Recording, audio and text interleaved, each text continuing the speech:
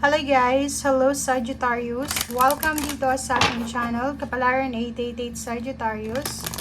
Alamin natin kung anong messages, vibration, gabay energy para sa inyong lahat. General weekly tarot reading, so bi-weekly siya. 2 weeks siya na reading para sa inyo Sagittarius from October 1 hanggang October 15, 2024. So I hope na makaresonate ka dito, Sagittarius.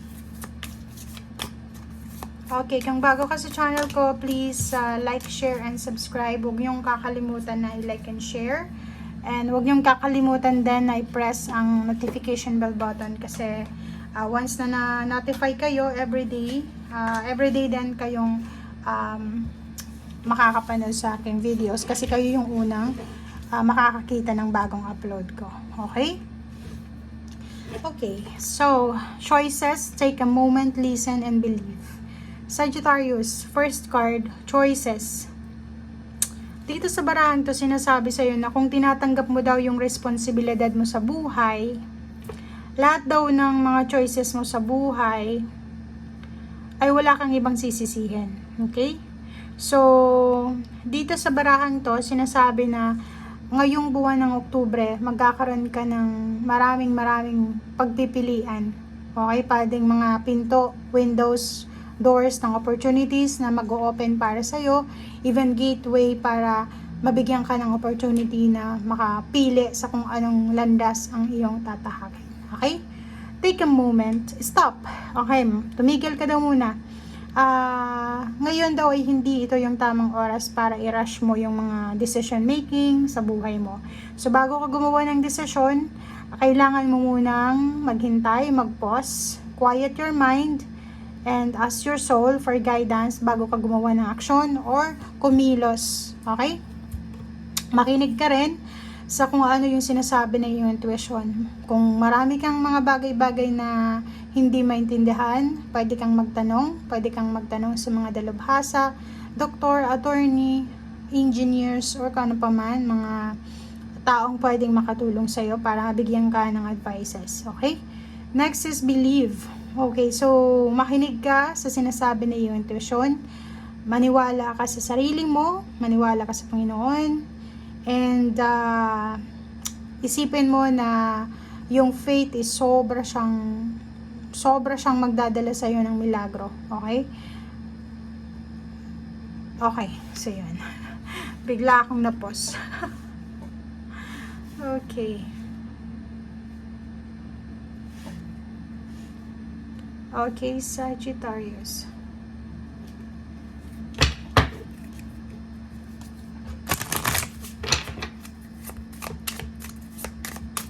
Kumuha lang tayo dito ng isa, guys. Okay, cloud, shape shifting. Ooh. Okay, itong shape shifting na to is parang sinasabi na maraming magbabago sa buhay mo. Okay? So, maraming magbabago sa buhay mo. So, ihanda mo ang sarili mo para sa mga changes na yan. Parang ano to diba? Unexpected na twist of events. Maraming magbabago, maraming aalis o mawawala na hindi mo na kailangan. Maraming darating. Siguro yung mga bagay-bagay na hindi mo masyadong ini-expect. Okay? Siya yung pwedeng mangyari ngayon. Yung mga bagay-bagay na hindi mo masyadong binibigyan ng atensyon, ay siyang posibleng mangyari sa ngayon. Parang ganun. So, yun.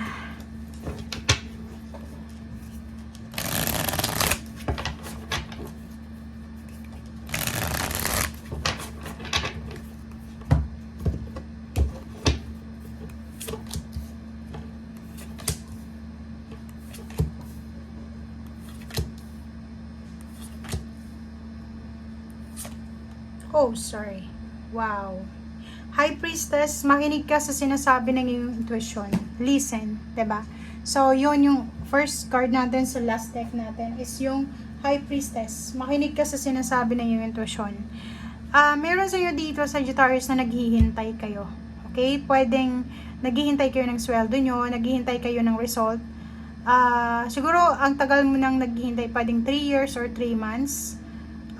Nakikita ko sa'yo dito, willing kang maghintay, pero medyo aggressive ka na ngayon eh. Parang nakikita ko na hindi ka masyadong at ease, parang ganon. Comment down below if you're resonated. Kasi nakikita natin dito na kailangan mo pang maghintay eh. It's either 3 months kang naghintay, pero meron din na iba sa inyo dyan na 3 years na. Okay? So, if ever lang na hindi ka na masaya sa paghihintay, sinasabi ng baraha sa'yo dyan na okay lang. Ihang mo na, i-pause mo na, huwag kang magmadali.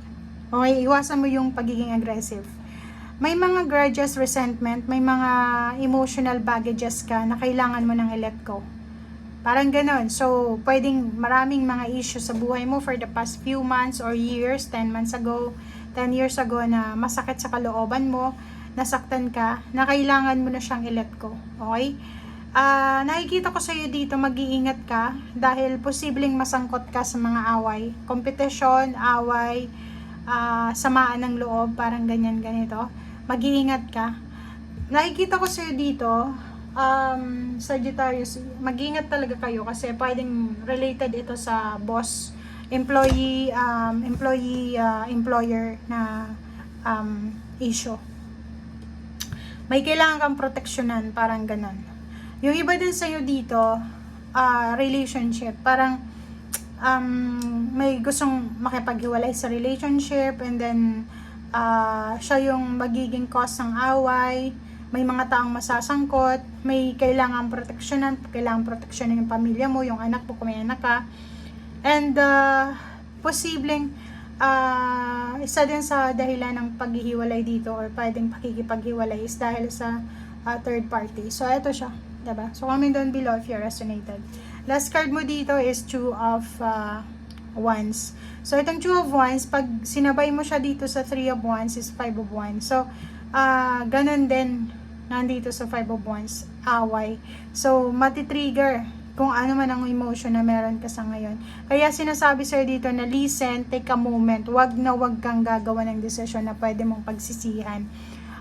Iwasan din nating magsalita ng mga salita na pwedeng makasakit sa ibang tao. Kasi, kung makikita mo to, Five of Wands, double. Ibig sabihin niya, left and right yung away, left and right yung competition. Pwedeng away mag-asawa, away mag-boyfriend, girlfriend. Pwedeng masangkot yung family nila or masangkot yung ibang tao. Tapos may mga third party pa dito, may nag-offer ng relationship or kung ano pa man. May kailangan kang proteksyonan. Unang-una, kailangan mong proteksyonan yung sarili mo. Okay? Protect yourself, love yourself, and take a moment. Huwag kang gagawa ng rascal na decision, risky decision, dahil pwede kang magkamali na pagsisisihan mo sa bandang huli. Okay? So, thank you guys and see you again. Bye!